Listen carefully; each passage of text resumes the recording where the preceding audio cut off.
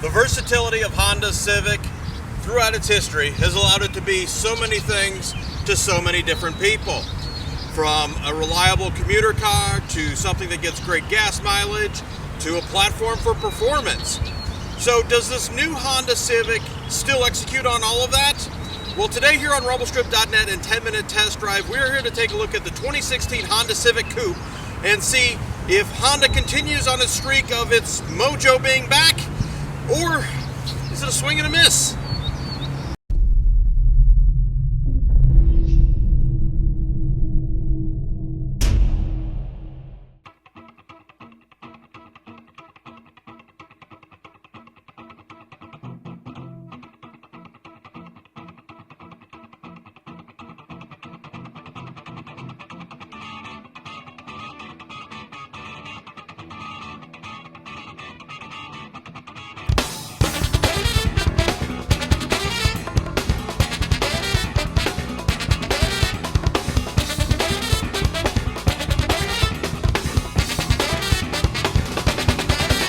So over the years, one of the things that's been a downfall to vehicles like the Honda Civic Coupe is its somewhat lack of flexibility in the, sort of passenger area compartment, that people are no longer willing to deal with the compromise of a two-seat coupe for a small car. Four doors? Sure. But as a two-door coupe? Yeah. But to Honda's credit, they've kept it up and running and moved along, and it continues on in this 2016 model. So, fast and furious, not so much. Does it have style? Yes. Does it have performance? A little bit. But is it a comfortable car to drive every day? Yeah, this thing it's been really good. Actually, really enjoyed this thing. So in the daily slog, this thing it's really good. It's comfortable. It's relatively quiet. You've got pretty much all of your amenities that you would need, well, at least in this touring model that you do, and this one is fairly fully kitted, if not fully kitted out, and we'll talk about pricing on this thing in a little bit.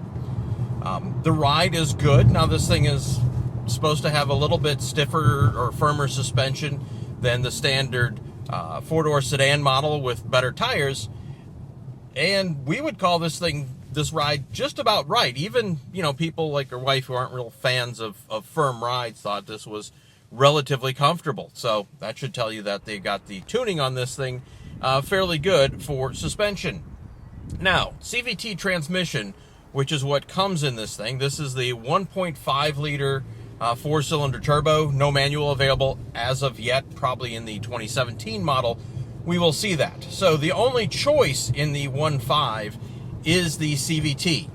So continuously vexing or just a, poor imitation of an automatic transmission. More poor imitation of an automatic transmission. It's fine 90% of the time. It does have a sport mode, which we're in right now, and as we're turning a corner, we'll get on it and you can hear there, the rubber bandy, okay. So, and we're going way too fast for that spot, but that's fine. But yeah, you're looking for something there, right? And it just kind of sits at $5,000-ish, $4,500-5,000-ish, and keeps going. Now, it feels like it's pulling because that's kind of general peak power area there. And in most driving, it's fine. And here we're in the sport mode, and, you can hear it turning some RPM. We bump it in just to the regular drive, and it drops, about 1,400 RPM. It was close to 3, and we're just under 1,500 RPM. So then you put your foot back into it, it revs up, it gets back into it pretty good. So that's why I say it's not continuously vexing, it's more just poor imitation of a real automatic transmission. So the interior here is very good. The materials are nice, appropriate for the price and the class. Supposedly Honda benchmarked the Audi A3 as, what it should be going against as far as an interior. And from a material standpoint, okay, maybe not quite. As far as style, okay, but fit, finish, general layout, yeah, not too bad. Driver's seat, passenger seat are very, very comfortable. Interestingly, all manual controls for the seat for the driver. I'm sure that saves a ton of weight. No joke, probably saves a good 40 to 50 pounds. Back seat, at least from the driver's side, not the easiest to get in and out of. On the passenger side, not bad. Rear seat room is actually pretty good. So, you know, it's not a burden to be in the back seat. You know, you could probably ride back there for a couple hours and be okay. Sunroof lets a lot of light in. Generally airy cabin, good sight lines. You know, out the back, not too many. The blind spots aren't too bad here. There is no blind spot warning here. You do have the little cut in the mirrors to widen your views out for your blind spots. I would think that the blind spot warning should be kind of standard in something like that these days, but you know.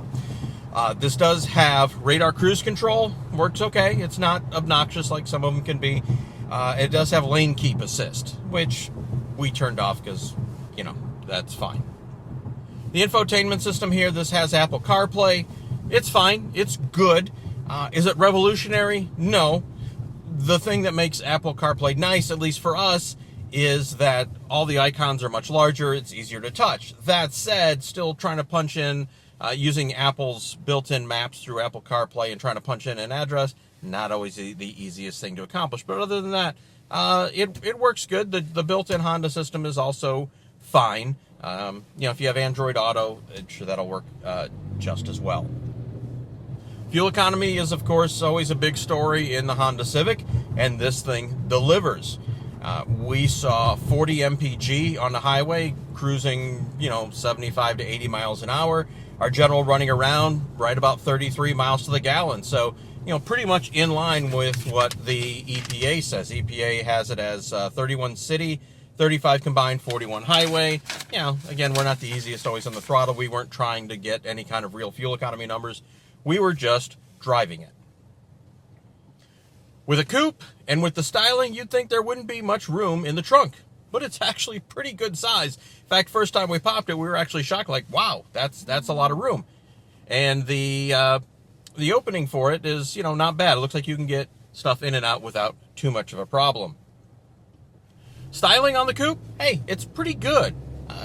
Maybe a little too much chromey on the, you know, I wouldn't call it gaudy, but just a little too maybe bold with the chrome on the front. Yeah, personal taste thing.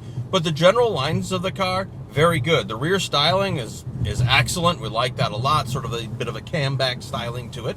Overall, we think this is a very handsome car. This particular color of green, maybe not so much. But in general, yes, it looks good.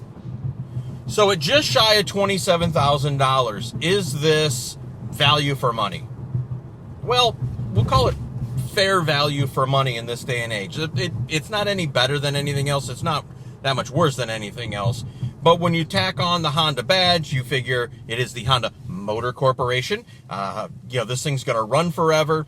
The reliability is going to be excellent. Service, you know, will never be a problem in this. You know, we think that's very fair value. When you're shopping in this segment, if you want something that's a little stylish, that's going to be fun to drive, you know, no, maybe not quite fun, but enjoyable to drive, hey, this is going to be a really good choice. The enthusiasts, you're going to have to wait for the SI and the Type Rs. But for 90% of the people, this thing is going to be more than fine.